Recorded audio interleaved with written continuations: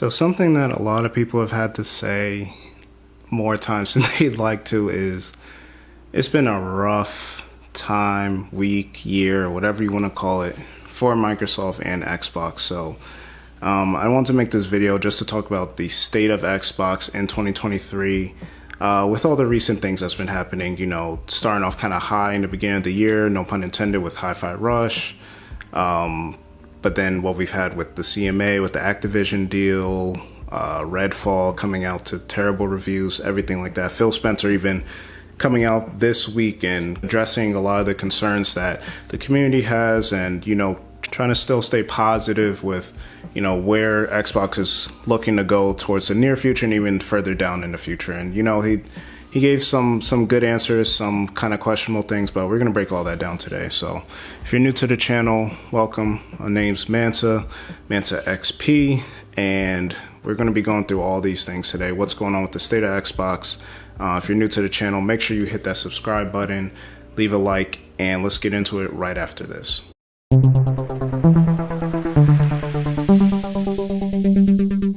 So when I was first thinking about making this video, I was thinking of doing it after the Xbox showcase, but then I was thinking like, that's not really fair. And I'd rather show what the state of Xbox is with all the news and the Phil Spencer interview, and then going into kind of like what we're looking forward to with the showcase, seeing what happens afterwards, and seeing if Xbox actually delivers on it. So there are a few topics I want to get into, you know, especially that Phil Spencer kind of answered, and then kind of give my take on it. So one of the first things I wanted to talk about was his declaration and kind of like affirming that, you know, Xbox is in third place, you know, whether they acknowledge console wars or Nintendo's kind of on their own or whatever they're doing with that. You know, he did say, hey, we're in third place.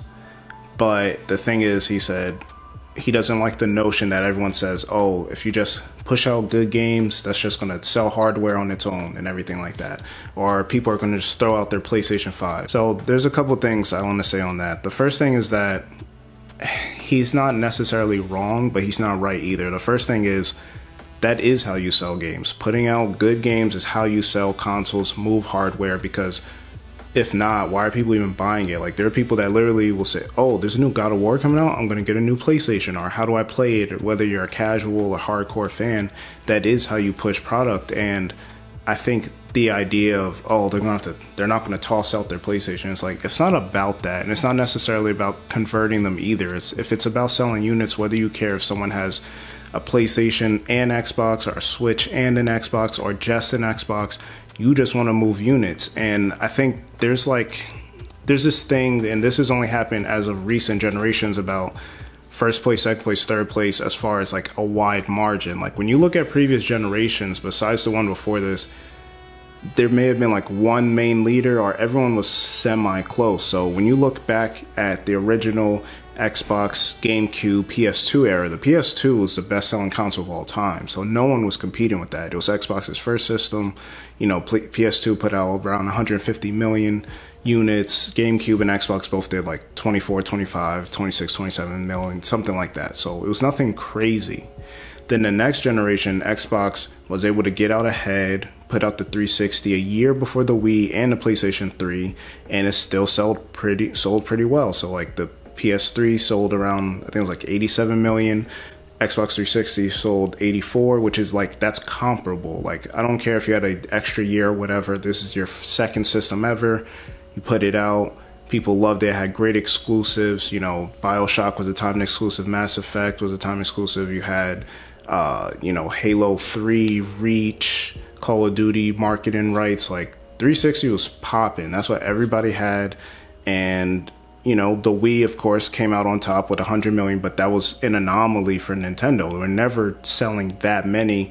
You know, their handhelds always did well, Game Boy, Nintendo DS, and everything like that. But again, like 100 million, 87, 85, like they're all somewhat comparable. Now, the other statement that Phil Spencer made was about, you know, Xbox really dropped the ball, but they lost the most important generation that it was to lose, which was last generation with the Xbox One. This has been documented many times, but PlayStation pretty much just pulled ahead of both Nintendo and Xbox. A lot of people just talk about Xbox, but the Wii U, as everyone knows, was a failure. It sold about 13 million units. That it's terrible. And I actually did a whole case study in one of my marketing classes in college about it. And I plan to do a video on how Nintendo flipped everything around for them. But they were a failure. The Xbox One, when it came out, I think it's not that it was doing anything wrong. It's just that I feel like they were being overly ambitious while ignoring the main components. So the first thing was, it was $500, which would be fine because the Xbox Series X and the PlayStation 5 are both $500 right now. The PS4 came out and they said, oh, we're going to be $400. Now, I don't know about you, but $100 makes a big difference, especially when you're either a high school student, college student, someone who only buys one system. You can only, afford one, and that $100 extra can go towards a game, an extra controller, something like that. So that was the first thing, the extra money, the need to connect. They tried to make Connect like the whole thing, like always online, not being able to share games and trying to do this whole digital rights thing. And like PlayStation was like, hey, we're going to be cheaper. You could share games. What else y'all want? You don't have to be online all the time. Like, basically, they just, whatever Xbox was doing that people didn't like, PlayStation did the opposite. And, but the biggest thing out of all of that was there weren't a lot of good exclusives at first. Like, Xbox One later started having good exclusives, but at first, at launch, I don't remember, what do we have? Like Titanfall? I don't even remember if that was a launch title. It might have come a couple months after. Stuff started coming in later, like Sunset Overdrive, Rise of the Tomb Raider, Ori, Quantum Break. All these games were good, but they came too late. And, I think Xbox was doing something cool, especially with Microsoft with their technology and, trying to do the Kinect and split screen with the TV and all that, like, which I did some of that, but it's like at the end of the day, people are buying your systems to play games. So that was also the generation that was making that first transition over to digital. So people were still buying physical games, but digital, backwards compatibility, all these kind of things, you can't lose that generation. And they let the PS4 end up selling, I think they're at like 100 million units or something as of today, but it was a big blow for Xbox. Fast forward to the Xbox Series X and S, right? You had a good strategy. Put out two systems, one's cheaper, one's digital only. You have, kind of like a two-pillar system in a sense. And again, it's all about identity, brand awareness. PlayStation has consistent, good, blockbuster games. Not saying every game has to be like that. Xbox tries to do the subscription model, variety, things like that, but it's just the fact that no one knows what Xbox is. Like you would say Halo or whatever. So then that goes into my next point, the launch of the Xbox Series X and like where we are today. So today, when you just look at the last few years, it was, okay, Xbox Series X, you have Halo Infinite shown, wasn't getting good feedback. It's on the back of the box for the system, and then you end up pushing it out another year, which coincided with the whole 20th anniversary of Xbox, which is cool, but it's like, you don't have Halo at launch. You're pretty much, your biggest selling point is backwards compatibility and Game Pass. And it's like, again, after the Xbox One, you cannot start this, generation this way. So we get through 2020. 2021 was pretty good for Xbox. You had Halo Infinite, even though, the content just isn't there and everything like that. But the single player was pretty good. Online multiplayer is pretty fun. Then you had Psychonauts 2, you had Microsoft Flight Simulator, and you had Forza Horizon 5, which people that don't even like racing games were liking, getting Game of the Year nominations, everything like that. 2021, looking great. E3 showcase, hey, this is all the games coming out. We got Redfall, we got Starfield, we got, all these games in Game Pass. Like, we're like, okay, finally, Xbox is going to do it. But then 2022 came, and then what do we have? Nothing. There was no big first-party game. We had, Pentiment, Grounded, some Game Pass games with Scorn, and High on Life I liked a lot. But again, Xbox is making all these acquisitions and we're not getting anything from that. So 2022 came and went. Xbox wasn't at the Game Awards. They didn't show anything. They're like, hey, calm down. Next year is going to be our year. Now, we've been saying that for a long time. And, even Phil Spencer came out and said, no, he corrected. Shout out to the XCast. That's where this interview took place. So go see a Kinda Funny XCast. And, Paris Lilly, who's on the Gamertag Radio podcast, who I actually listen to on there as well, with Danny Pena and what's his name, Pete Toledo. So he said, hey, 2022 was kind of rough, or like not that great. And like Phil corrected him. He said, like, he stood in it. Like, he took, which I appreciate. He takes accountability. He said, no, it just wasn't good. 2022 we didn't do it at all. We didn't execute. So we're like, okay, 2023, here we go. Developer Direct in January. What do we get? We get a look at Forza. No release date, but then we get Minecraft Legends. Hey, coming in April. Redfall, May 2nd. We get the shock drop of Hi-Fi Rush, which I liked a lot. And I didn't know if I would, because I'm not into rhythm games, but excellent game. And we're like, oh, it's just shadow dropped. It's like an 89 on Metacritic. And it's like, okay, finally, here we go. Xbox is going to have their year. Now, at the top of 2022, we had this Activision Blizzard deal, which a lot of people was going on about and all that. So last week, we learned that, hey, the CMA over in the UK, they're blocking the deal. A bunch of other bodies have been okay with it, but the big ones, CMA, FTC, the EU, all these big bodies, we're still trying to get through. And Phil, expressed his, frustration with that, because it's like their main concern when everyone thought it was Call of Duty, and, they're cutting all these deals, doing 10-year deals over here, putting it on Nintendo, offering Sony, all this kind of stuff. And it gets cut out because of cloud gaming, of all things.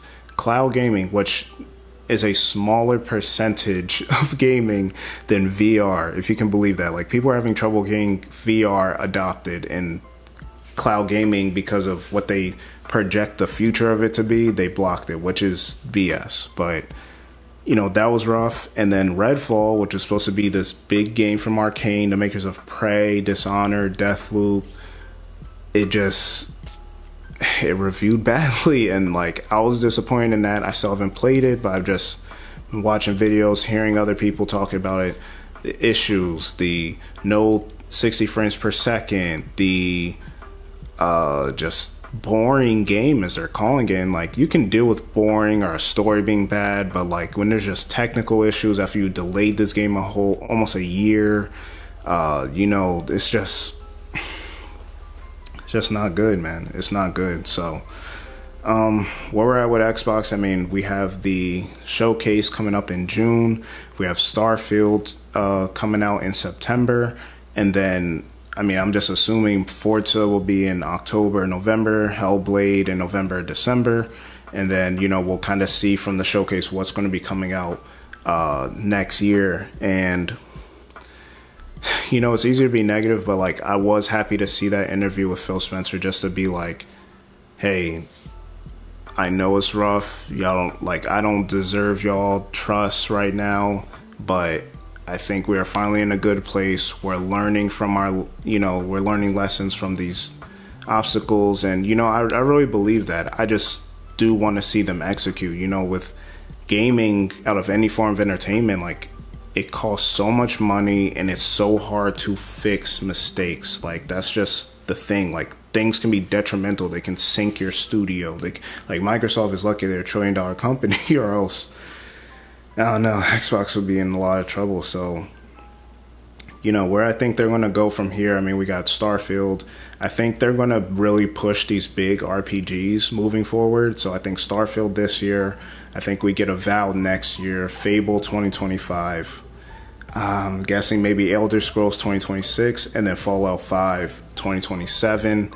If they launch a new system, it will come with that. If not, if they launch a system in 2028, I think that will be like Starfield 2 or something. Maybe Avowed 2, something like that. We'll see. But Yeah, so that's my thoughts on it. I think, you know, it's tough being an Xbox fan. I mean, I have all the systems, but again, Xbox is my main, like, that's the community I kind of identify with. And, you know, they try to do a lot of good, you know, with the different accessibility options, community, being able to play on every system, Game Pass, all this kind of stuff. But, like, at the end of the day, it comes down to putting out games consistently with quality and on time. Like, that's just what it comes down to. And then if you can deliver on that, being transparent on why it didn't happen, why you're going to fix it, how you're going to avoid this moving forward, and that's just all you got to do. So that's pretty much all my thoughts on it. Hopefully, you know, we'll be singing a different tune by the end of this year, and you know, after the showcase, I plan to do a video breaking down everything we see in that. And you know, I just hope we get something good soon, man. It's